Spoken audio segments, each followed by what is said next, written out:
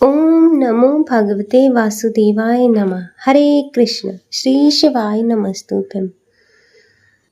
भाद्रपद माह के शुक्ल पक्ष के तृतीय तिथि के दिन हरतालिका तीज की हार्दिक शुभकामनाएं। मैं भगवान भोलेनाथ और माता पार्वती से प्रार्थना करूंगी कि उनकी कृपा आप और आपके समस्त परिवार पर बनी रहे। हरतालिका तीज का व्रत भाद्रपद मास के शुक्ल पक्ष की तृतीय तिथि को किया जाता है। यह व्रत सुहागिन महिलाएं अपने अखंड सौभाग्य की प्राप्ति के लिए करती हैं। वहीं अविवाहित लड़कियां भी मनचाही वर की प्राप्ति के लिए इस व्रत को करती हैं। सनातन धर्म में विवाहित और अविवाहित महिलाओं के लिए हरतालिका तीज का विशेष महत्व होता है। यह व्रत निर्जला व्रत किया जाता है। हर साल भाद्रपद माह के शुक्ल पक्ष की तृतीया तिथि के दिन हरतालिका तीज का व्रत रखा जाता है। पंचांग के अनुसार इस वर्ष यह व्रत 6 सितंबर 2024 को किया जाएगा। इस शुभ तिथि पर देवों के देव महादेव और मां पार्वती की पूजा अर्चना की जाती है। ऐसी मान्यता है कि इस दिन व्रत कथा का पाठ न करने से साधक शुभ फल की प्राप्ति से वंचित रह जाता है। इसलिए पूजा के दौरान कथा का पाठ करना बहुत ही महत्वपूर्ण माना जाता है। हरतालिका तीज का व्रत माता पार्वती ने भगवान भोलेनाथ को वर के रूप में प्राप्त करने के लिए किया था। यह व्रत विशेष रूप से शिव शक्ति को समर्पित होता है और इसके अगले दिन गणेश चतुर्थी मनाई जाती है। इस दिन विवाहित महिलाएं अपने पति की लंबी आयु और अखंड सौभाग्य के लिए इस व्रत को करती हैं। इस व्रत को करने से महिलाओं के जीवन में सुख और सौभाग्य की वृद्धि होती है। और हरतालिका तीज के दिन माता का 16 श्रृंगार से उपासना करने पर माता प्रसन्न होती हैं, जिससे उनकी कृपा साधक पर सदैव बनी रहती है और वैवाहिक जीवन में खुशियों का आगमन होता है। यह दिन शिव पार्वती के पूजन के साथ ही श्री गणेश जी के पूजन के लिए भी मुख्य माना जाता है। हरतालिका तीज का व्रत अखंड सुहाग का वरदान देने वाला माना जाता है। इस दिन सुहागिनें निर्जला व्रत रखकर पति की लंबी उम्र की कामना रखती हैं।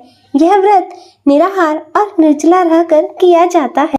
हरतालिका तीज पर्व की मान्यता के अनुसार इस व्रत में सुबह से लेकर अगले दिन की सुबह सूर्योदय तक जल ग्रहण नहीं किया जाता है। बिना अन्न जल के महिलाएं हरतालिका तीज का व्रत करती हैं। तो आइए अब हम श्रवण करते हैं हरतालिका तीज पर सुनी जाने वाली हरतालिका तीज व्रत कथा। उससे पहले ही और आप सभी भक्तजन इस कथा को पूरा श्रवण कीजिएगा, क्योंकि अधूरी कथा सुनने से व्रत के फल से साधक वंचित रह जाता है। तो कथा शुरू करने से पहले आप सभी भक्तजन बड़े प्रेम से एक बार जयकारा लगाएं। बोलो श्री जगत जननी माँ पार्वती की जय। उमापति श्री शंकर भगवान की जय। कथा के अनुसार एक बार भगवान शिव ने माता पार्वती को उनके पूर्व जन्म का स्मरण कराने के उद्देश्य से इस व्रत के महामात्य की कथा कही थी। जिनके दिव्य केश पर मंदार के पुष्पों की माला शोभा देती है और जिन भगवान शंकर के मस्तक पर चंद्र और कंठ में मुंडों की माला पड़ी हुई है। जो माता पार्वती दिव्य वस्त्रों से तथा भगवान शंकर दिगंबर वेश धारण किए हैं, उन दोनों भवानी शंकर को मैं नमस्कार करती हूँ। कैलाश पर्वत के सुंदर शिखर पर माता पार्वती जी ने श्री महादेव जी से पूछा, मुझसे आप वह गुप्त वार्ता कहिए जो सबके लिए सब धर्मों से सभी सरल तथा महान फल देने वाली हो। हे नाथ, यदि आप भली भांति प्रसन्न हैं तो आप मेरे सम्मुख प्रकट हो जाइए। हे जगन्नाथ, आप आदि मध्य और अंत रहित हैं। आपकी माया का कोई पार नहीं है। आपको मैंने किस प्रकार प्राप्त किया, कौन से व्रत तप तथा दान पुण्य के फल से मुझे आप वर के रूप में मिले। श्री महादेव जी बोले, हे देवी, हाँ सुनो, मैं आपके सम्मुख उस व्रत को कहता हूँ जो परम गुप्त है। जैसे तारागणों में चंद्रमा, ग्रहों में सूर्य, वर्णों में ब्राह्मण, देवताओं में गंगा, पुराणों में महाभारत, वेदों में समवेद और इंद्रियों में मन श्रेष्ठ है, वैसे ही पुराणों और वेद सब में इसका वर्णन आया है, जिसके प्रभाव से आपको मेरा आधा आसन प्राप्त हुआ है। हे देवी, उसी का मैं तुमसे वर्णन करता हूँ। सुनो, भाद्रपद माह के शुक्ल पक्ष की हस्त नक्षत्र संयुक्त तृतीया के दिन इस व्रत का अनुष्ठान मात्र करने से सभी पापों का नाश हो जाता है। तुमने पहले हिमालय पर्वत पर इसी महान व्रत को किया था, जो मैं तुम्हें सुनाता हूँ। पार्वती जी बोली, हे प्रभु, इस व्रत को मैंने किस लिए किया था वह मुझे सुनने की इच्छा है, सो कृपा करके कहिए।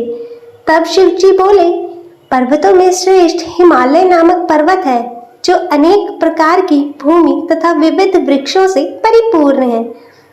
उस पर्वत पर अनेक प्रकार के पक्षी, मृग, देवगण, गंधर्व, सिद्धजन तथा मुदित मन से विचरण करते हैं एवं गंधर्वगण निरंतर गान किया करते हैं। हमें पर्वत की सटीक स्वर्ण मणि मूंगों से सुशोभित है।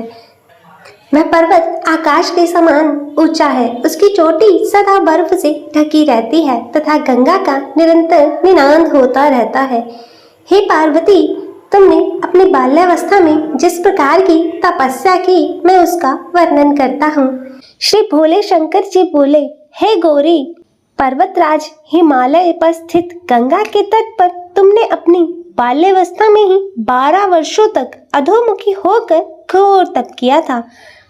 इतनी अवधि तुमने अन्न ना खाकर पेड़ों के सूखे पत्ते चबाकर व्यतीत किए।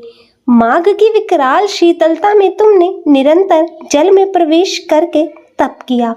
वैशाख की जला देने वाली गर्मी में तुमने पंचाग्नि से शरीर को तपाया।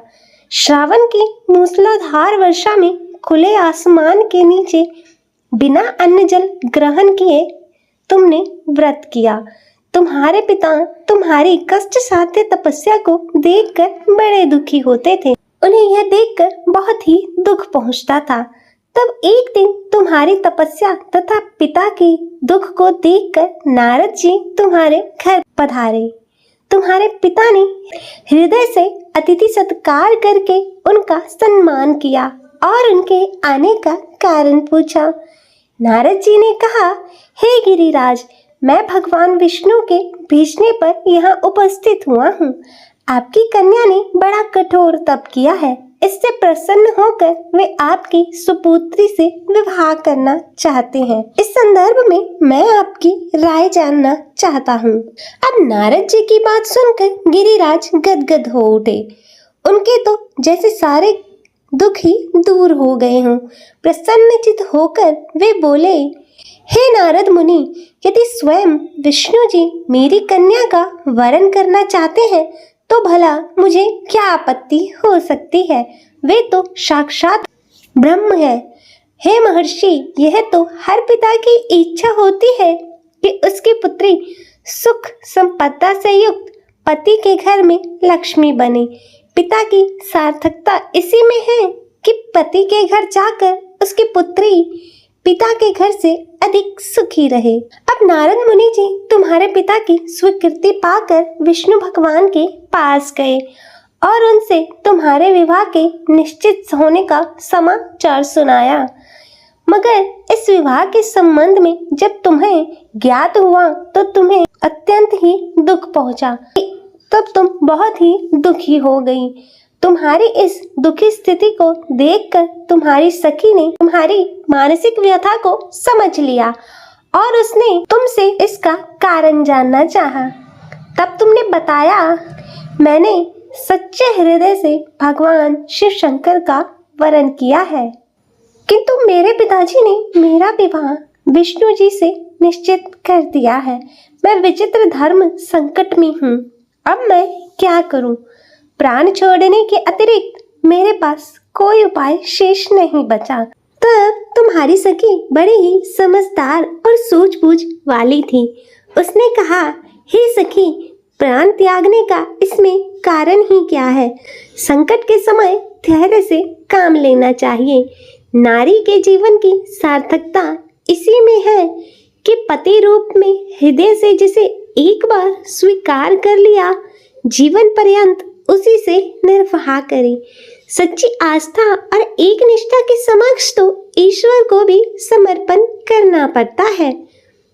मैं तुम्हें घनघोर वन में ले चलती हूँ, जो साधना स्थली भी हो और जहाँ तुम्हारे पिता तुम्हें खोज भी ना पाए। वहाँ तुम साधना में लीन हो जाना और भगवान शंकर की तपस्या करना। मुझे विश्वास है कि ईश्वर अवश्य ही तुम्हारी सहायता करेंगे।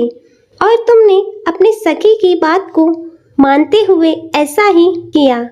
तुम्हारे पिता तुम्हें घर पर ना पाकर बहुत ही दुखी और चिंतित हुए। वे सोचने लगे कि तुम न जाने कहाँ चली गई हो। अब मैं विष्णु जी से अपनी कन्या का विवाह करने का प्रण कर चुका हूँ। यदि विष्णु भगवान बारात लेकर आए और कन्या घर पर ना हुई तो बड़ा ही अपमान होगा। मैं तो कहीं भी मुंह दिखाने योग्य नहीं रहूंगा। यही सोचकर गिरिराज बहुत ही दुखी हुए और उन्होंने तुम्हारी खोज शुरू करवा दी। इधर तुम्हारी खोज होती रही और उधर तुम वन में अपनी सखी के साथ नदी के तट पर गुफा में मेरी आराधना में लीन रही और घोर तपस्या करती रही। भाद्रपद मास के शुक्ल पक्ष की तृतीया को हस्त नक्षत्र था। उस दिन तुमने रेत की शिवलिंग का निर्माण किया। रात भर मेरी स्तुति गीत गाकर जागरण किया। तुम्हारी इस कष्ट साध्य तपस्या के प्रभाव से मेरा आसन डोलने लगा। मेरी समाधि भंग हो गई और मैं तुरंत तुम्हारे समक्ष जा पहुंचा और तुम्हारी तपस्या से प्रसन्न होकर तुम्हें वर मांगने के लिए कहा। अब तुमने अपनी तपस्या के फल स्वरूप मुझे अपने समक्ष पाकर कहा, हे प्रभु, मैं हृदय से आपको अपने पति के रूप में वरण कर चुकी हूँ। यदि आप मेरी तपस्या से प्रसन्न होकर यहाँ पधारे हैं तो मुझे अपनी अर्धांगिनी के रूप में स्वीकार कीजिए। तब मैं तथास्तु कहकर कैलाश पर्वत पर लौट आया। प्रातः होते ही तुमने मेरी पूजा की और समस्त सामग्रियों को नदी में प्रवाहित करके अपनी सखी सहित व्रत का पालन किया।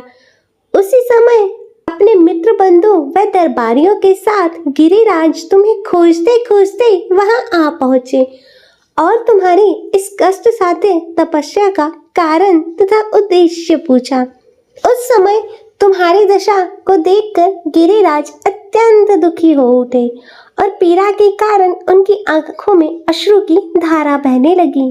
तुमने उनके अश्रुओं को पोंछते हुए विनम्र स्वर में कहा, हे पिताजी, मैंने अपने जीवन का अधिकांश समय कठोर तपस्या में व्यतीत किया है।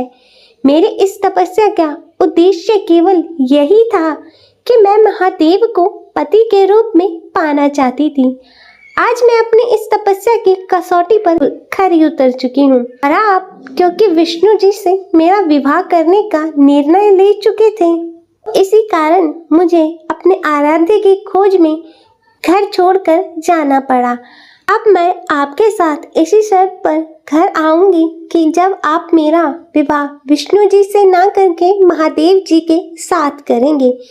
यह सुनकर गिरिराज मान गए और तुम अपने पिता के साथ घर लौट आई और कुछ समय पश्चात विधि विधान पूर्वक हम दोनों का विवाह हो गया और हम दोनों एक विवाह सूत्र में बंध गए और फिर मेरे साथ आपका पानी ग्रहण हुआ। इसी व्रत के प्रभाव से आपने अचल सौभाग्य प्राप्त कर लिया। मैंने आज तक व्रत का कथन किसी से नहीं किया। हे देवी, तुम अपनी सखियों के द्वारा हरण की गई। इसी से इस व्रत का नाम हरितालिका हुआ। तब पार्वती जी ने कहा, हे प्रभु, आपने इस व्रत के नाम का निरूपण तो कर दिया, परंतु इसके विधान तथा महात्मा का वर्णन भी कीजिए। इस व्रत को करने से क्या फल मिलता है तथा इस व्रत को सबसे पहले किसने किया, यह भी बताने की कृपा करें। शिवजी ने कहा, हे देवी, अब मैं तुमसे इस व्रत का विधान बताता हूँ। सौभाग्य की कामना करने वाली सभी महिलाओं के लिए यह व्रत योग्य है। क्योंकि यह व्रत स्त्रियों के लिए सौभाग्यदायक है। सर्वप्रथम केले के खम्भों से एक मंडप का निर्माण करें। तदंतर मंडप को विविध वर्णों के वस्त्रों से सजाकर उसमें सुगंधित चंदन का लेप करें। फिर उसमें पार्वती सहित भगवान शंकर की बालू की मूर्ति बनाकर स्थापित करें और शंख, भेरी, मृदंग आदि बजाएं। विविध प्रकार के सुगंधित पुष्पों और नैवेद्य आदि चढ़ाकर मेरी पूजा करें। पूजन के बाद उस दिन रात्रि में जागरण करें। ऋतु के सुपारी, जामुन, मौसम्मी, नारंगी आदि भोग अर्पित करें। पूजा अनुसार नारियल, तत्पश्चात पंचमुख वाले शांति रूपन एवं त्रिशूलधारी को मेरा नमस्कार है ऐसा कहकर नमन करें। नंदी, भृंगी, महाकाल आदि गणों से युक्त शिव को मेरा नमस्कार है। सृष्टि रूपणी प्रकृति शिव की कांटा को मेरा नमस्कार है। हे सर्वमंगल प्रदायिनी जगत जगन्मय शिव रूपा कल्याणदायी शिव रूपे शिवे, शिव स्वरूपन तेरे तथा शिवा के निमित्त एवं ब्रह्मचारिणी स्वरूप जगदात्री के लिए मेरा बारंबार प्रणाम है। हे सिंह वाहिनी, आप तब से मेरा त्राण करें। हे माहेश्वरी, आप मेरी संपूर्ण इच्छा पूर्ण करें।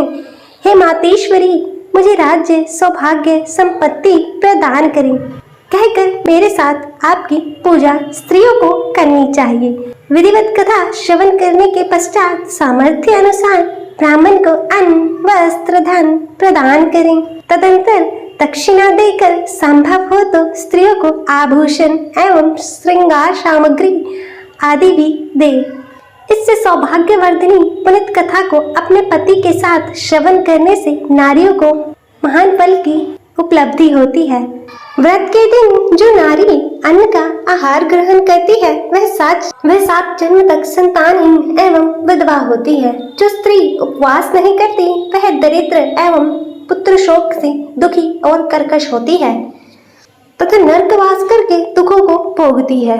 जो नारी इस व्रत के दिन भोजन करती है उसे शुक्री, दुग्धपान करने से सर्पनी, जल का पान करने से जोंक अथवा मछली, मिष्ठान भक्षण करने से चींटी आदि योनियों में जन्म लेना पड़ता है।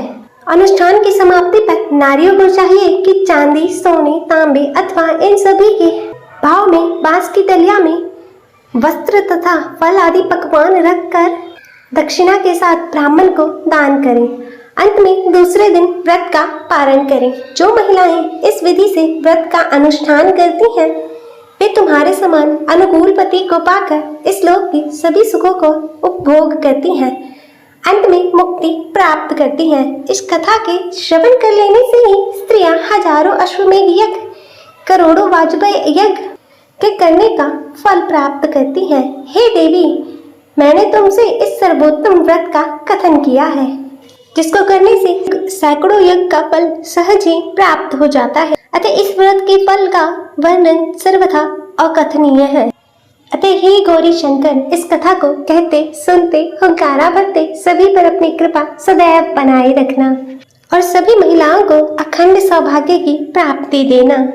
अतः हे माता पार्वती, जिस तरह आपने भगवान भोलेनाथ को पति रूप में पाने के लिए साधना, जप, तप, त्याग किया, उसी प्रकार सभी महिलाओं को अपनी मनोवांछित वर की प्राप्ति के लिए त्याग, जप, तप, साधना, भक्ति देना और उनके मन में सच्ची आस्था और प्रभु के प्रति विश्वास देना, उनको अखंड सौभाग्य और इच्छित वर की प्राप्ति देना और भगवान भोलेनाथ सभी पर अपनी कृपा बनाए रखना।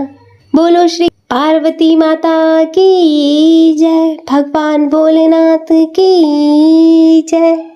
प्रिय भक्तजनों, आइए अब मनोकामनाओं को पूर्ण करने वाली भगवान शिव और माता पार्वती जी की कथा सुनते हैं। यह कथा भगवान शंकर जी और माता पार्वती जी के विवाह से जुड़ी हुई है। आज के दिन इस पवित्र कथा को सुनने से हमारी समस्त मनोकामनाएं पूर्ण होती हैं और संकट दूर हो जाते हैं।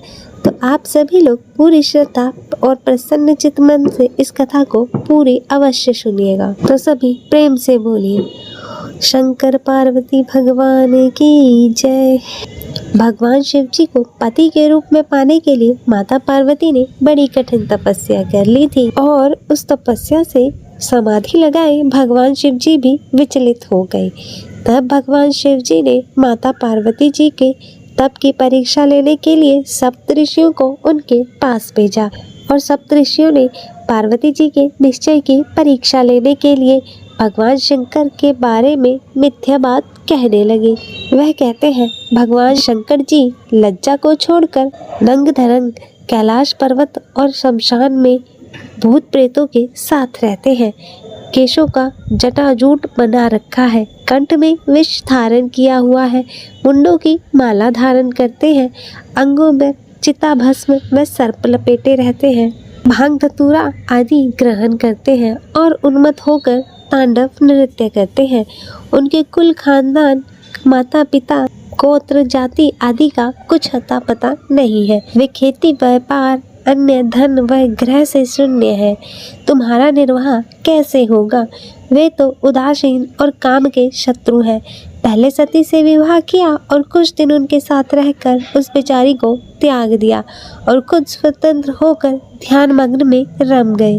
ऐसे वर को पाकर तुम्हें क्या मिलेगा? और वर के रूप में कुल धन आदि जो कुछ गुण देखे जाते हैं वे इस शंकर में तो एक भी नहीं है। अर्थात वर के अंदर कन्या रूप माता, धन, पिता, विद्या और बंधु बांधव